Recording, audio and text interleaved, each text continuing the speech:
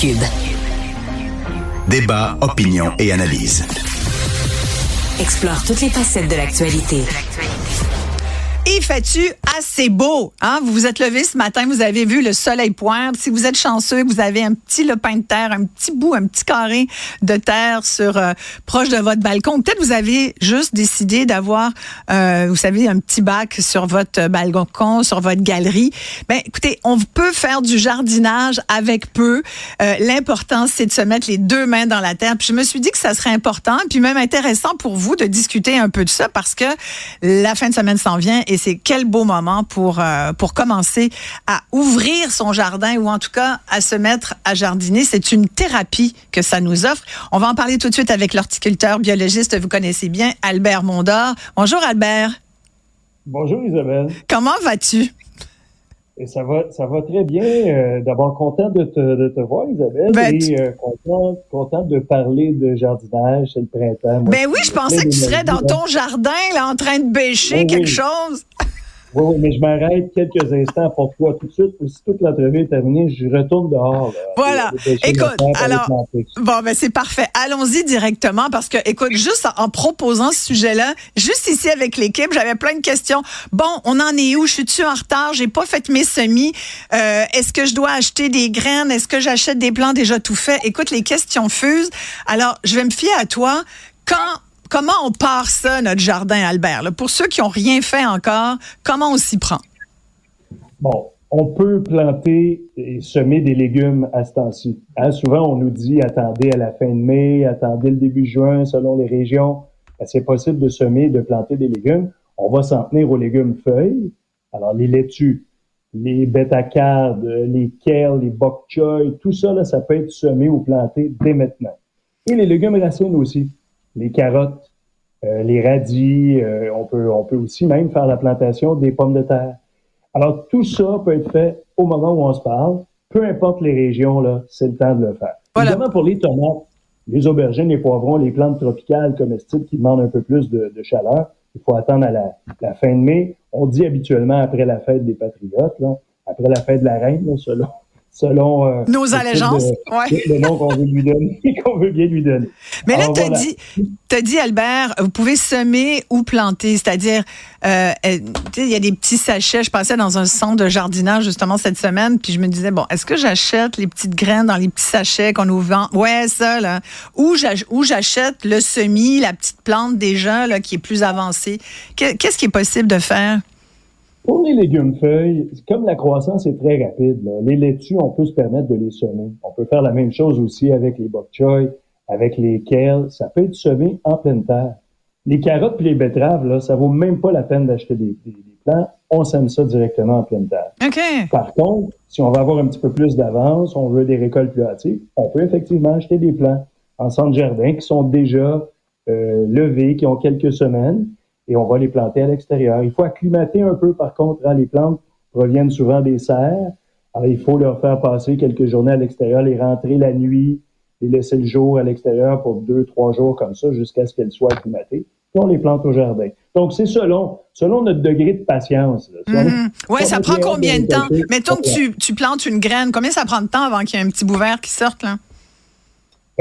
Quelques jours seulement, ça peut être. Quelques jours, c'est rapide. Aussi qu'une semaine pour voir, par exemple, la plupart des brassicacées, la famille des choux, là, ça germe assez rapidement. Les laitues aussi, ça germe quand même assez rapidement. Par contre, si on sème du gazon, Isabelle, il y a des gens qui voudront redonner un plus bel aspect à leur pelouse là, ce printemps. Mais ça peut prendre jusqu'à 15 jours. C'est beaucoup plus long. Le semis peut prendre jusqu'à 15 jours, donc c'est plus long. Alors, vous pouvez, là, semer dès maintenant ou planter selon que vous êtes impatient ou non de récolter. Et là, évidemment, il faut qu'on parle de la qualité de la terre, du terreau, parce que il y a toutes sortes de propositions dans les centres de jardinage. Écoute, il y a de la crevette, il y a toutes sortes de mélanges, toutes sortes de compagnies. Qu'est-ce que tu recommandes comme terre, là, pour être sûr que, tu sais, il y a de la terre à jardin, puis il y a de la terre noire, puis bon, qu'est-ce qu'on achète, là, pour être sûr de donner une bonne chance à nos futures récoltes? Alors, pour faire la plantation en pleine terre, si on a un potager, par exemple, en rangée en pleine terre, on va tout simplement utiliser du compost. la terre existante. Tu sais, si on habite les basses terres du fleuve Saint-Laurent, là, dans la grande région de Montréal, par exemple, les terres sont argileuses, elles sont d'excellente qualité, à moins que ce soit un sol contaminé de très mauvaise qualité, mais la plupart des terres sont de bonne qualité. On n'apporte que du compost. On que du compost. D'autres recettes. OK. Le compost, idéalement, certifié pour l'agriculture bio. Je pense, par exemple, à du Bionic, qui est certifié Québec vrai, ou encore à du compost qui est certifié par l'Alliance de la qualité du compost canadienne, AQC, comme le Biomax. Alors, évitez les composts qui contiennent de la tourbe de sphaigne. Les composts de crevettes, là, c'est malheureux, Isabelle, mais c'est pas bon? Ça contient beaucoup de tourbe, de peat moss, si tu préfères, ouais. et de la poudre de crevettes, un peu de poudre de crevettes. Ce ne sont pas des crevettes qui ont été compostées, malheureusement. Et la terre noire, je t'ai entendu prononcer le terme terre noire, il faut éviter ça. Ah ouais, OK. C'est un produit qui vaut pas cher, hein? Ça coûte même pas 1,50 $, 2 $ en sac, mais ça vaut pas grand-chose, malheureusement. C'est pas assez riche comme terre. OK. Mais là, tu dis... Ça donne de la structure au sol, ça apporte des éléments nutritifs, ça donne aussi à votre sol une capacité de retenir l'eau, les éléments nutritifs, mais de se drainer aussi, de laisser aller l'excédent d'eau facilement, et ça apporte de la vie microbienne, qui est essentielle pour les plantes. Ben là, j'allais y venir aux bébites de jardin parce que, quoi, j'ai fait des tentatives de... Chaque année, je fais des tentatives de jardinage, puis je donne la moitié de ma récolte à toutes sortes d'insectes, sans parler des écureuils à Montréal. Là, cette année, j'ai décidé d'opter pour des bacs un peu surélevés, parce que c'est très tendance, puis que c'est ce qu'on conseille pour éviter justement de... Mais tu sais, il peut y avoir quand même des insectes qui grimpent, mais quand même moins. Qu'est-ce que tu conseilles aux gens là, qui ont des nuisances, qui ont des problèmes avec des insectes, des bibites là, qui viennent manger les feuilles de salade et autres légumes? Parce que ça coûte cher, là, c'est un investissement, un jardin. Oui. Fait que tu veux pas le laisser aller comme ça à des insectes ou à toutes sortes d'autres bibites. Là.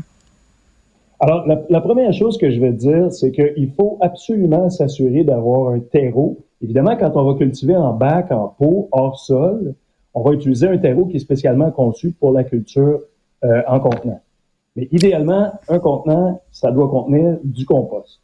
Pas que du compost, il va y avoir d'autres éléments là-dedans, mais on va choisir un terreau spécialement conçu pour la culture des plantes potagères, mais qui contient en grande partie du compost. Et on va aussi utiliser ce qu'on appelle un agrotextile. Alors, l'agrotextile, c'est en fait un voile blanc qui n'empêche pas le soleil de passer, mais qui permet de protéger les plantes potagères contre les attaques des écureuils, des chrysomèles, par exemple, qui s'attaquent aux concombres, ou de la pierrite du chou qui vient pondre ses œufs sur les choux. Alors, ça permet de tenir les insectes nuisibles à distance. Mais comment tu l'installes? Comment tu l'installes, cette espèce de... C'est assez simple. Il s'agit de placer des morceaux de bambou en triangle. OK, puis tu le mets... On peut même installer un seul piquet au centre d'un pot et faire une espèce de tente avec l'agrotextile, mais on peut aussi trouver sur le marché des arceaux. En fait, c'est des baguettes en polyéthylène qui se plient, puis on les plante de chaque côté dans la terre, puis le centre forme vraiment une petite arche. On peut en mettre 2, 3, 4 selon la longueur de notre contenant, puis placer l'agrotextile sur ces arceaux. On va lester ou piqueter le textile au sol, ou le lester ou encore l'agrafer au bord de notre bac pour éviter que les écureuils se glissent dessous. Ça arrive, hein? Tu sais que les écureuils sont très imaginatifs et créatifs. Mais donc, Albert, si on a un jardin, comme tu décris, là, on est obligé donc de les protéger avec cette espèce de textile, de biotextile. Si on n'en met pas, on se magasine du trouble. C'est presque nécessaire. Oui, c'est ça. C'est pas cute, par exemple. Non, c'est pas joli, j'en conviens. Puis, ça a un désavantage. Ça a toutes sortes d'avantages, dont celui de protéger nos plantes, mais ça a un grand désavantage, c'est que ça empêche aussi les insectes pollinisateurs de polliniser nos plantes et d'augmenter et d'assurer une bonne récolte. Donc, il faut absolument l'ouvrir périodiquement, enlever le textile périodiquement un peu tous les jours, ou encore, si on le laisse en place 24 sur 24, il faut polliniser au pinceau. Surtout pour les concombres. Donc, vous vous munissez d'un bon pinceau avec des poils assez longs, et vous allez mettre votre chandail rayé, hein, vous mettez votre chandail d'abeille, noir et jaune. Vous n'êtes pas obligé de faire bibi, on fait mais ça aide un peu. puis vous allez passer d'une fleur à l'autre pour pouvoir polliniser. Un concombre doit être pollinisé, une fleur de concombre doit être pollinisée au moins 6, 7, 8 fois. Elle doit avoir subi plusieurs visites d'abeilles pour pouvoir produire un concombre qui OK, mais sympathique. comment tu pollinises un concombre? Là, sincèrement, c'est consent. Il faut passer d'une fleur à l'autre. Donc, on va passer le pinceau sur chacune des fleurs et c'est tout ce qu'il y a à faire. On fait juste mélanger un peu, finalement, on donne un peu à chacun. Là. Exact. OK. Exact. Le pinceau va se remplir de pollen et tu vas donc déposer du pollen sur chacune des fleurs que tu vas visiter. Très important de le faire avec les tomates, les aubergines aussi. Avec les poivrons, très important aussi. Puis là, on a parlé de la terre, on a parlé des insectes, la gestion de l'eau, parce que on nous prédit un été tôt et chaud. Donc là, il va falloir gérer l'eau. Des fois, on a tendance à trop arroser, on n'arrose pas assez. Nos salades ont tendance, quand il fait trop chaud puis qu'il y a de la pluie, parce que ça, on est au Québec, mois de juillet, c'est sûr qu'il va mouiller. Même si on nous dit qu'il va faire très chaud, c'est sûr que, écoute, chaque année, on a quand même pas mal de pluie. Ça fait monter les salades, ça gêne un petit, ça dérange le jardin. Comment gérer la quantité d'eau? Bon, et première des choses, il faut éviter de se fier au Nostradamus qui nous annonce les températures des mois à l'avance. Il n'y a personne en ce moment qui sait exactement de quoi sera fait notre été. Sauf l'almanach du peuple, Albert. Tu sais que l'almanach du peuple, il se trompe jamais. L'almanach du peuple, c'est connu, ils ont raison. Les agriculteurs, ils lisent ça le matin, très tôt, à 4 heures du matin, lisent l'almanach du peuple, ils sont corrects pour la journée. J'aimerais bien voir celui qui flippe le 25 cents là, pour déterminer. Moi, j'adorerais écrire l'almanach du peuple. Bon, Isabelle, on a un contrat. Tu vois. Non, mais sans blague, écoute, c'est sûr que trop d'eau, c'est pas bon, pas assez d'eau. Fait que bon, faut. C'est un entretien quotidien, finalement, le jardin. Hein? C'est beaucoup d'amour à donner. Oui. Beaucoup d'amour, ça, c'est sûr. Tu as tout à fait raison. L'arrosage, c'est une tâche qui n'est pas si simple. Ouais. Et il faut faire ça avec beaucoup de rigueur. Et idéalement, au printemps et à l'automne, donc en mai, en juin, puis ensuite en septembre et en octobre, on va arroser 2 fois par semaine nos pots. En plate-bande, souvent, c'est même pas nécessaire de le faire. Oui, c'est ça. Et à ce temps-ci, moi, j'arrose pas mon jardin. C'est absolument pas nécessaire. Même pour les plantes comestibles. Quand elles sont en pot, c'est une autre histoire. Là, ça se dessèche plus rapidement. Donc, 2 fois par semaine, à tous les 3 jours. Aux 3-4 jours, c'est suffisant. Plus le pot est gros, moins on doit arroser, en fait. Et durant l'été, lorsqu'il y a des canicules, lorsqu'il fait très chaud, on arrose même pas tous les jours, on arrose aux 2 jours. Peut-être 2 à 3 fois par semaine, maximum. Voilà. L'idéal, c'est de planter le doigt dans le terreau. Vous plantez jusqu'à la première, deuxième phalange, puis vous le sentez, là, le terreau, est-il frais, un peu plus chaud, un peu plus froid que l'air extérieur, plus frais que l'air extérieur? Quand on sort le doigt, est-ce qu'il y a du terreau qui adhère ou pas? Si le terreau adhère pas, le sol est sec. Si le terreau adhère, c'est qu'il y a encore de l'humidité. C'est un peu comme la technique pour vérifier si le gâteau est prêt là, avec un clé. Exact, c'est ça. Ouais. Exact. Hey, Albert, merci beaucoup. Écoute, ça nous part bien la saison de jardinage, puis c'est tellement un bonheur.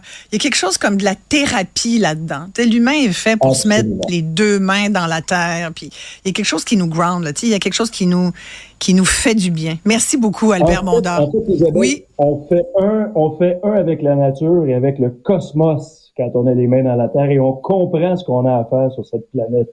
Ouais. Il y a beaucoup de gens qui devraient se mettre au jardinage et feraient un peu moins de conneries là, en ce moment. Tu as tellement raison. Ça calme tellement. Des politiciens notamment, là, entre autres. Oui, exact.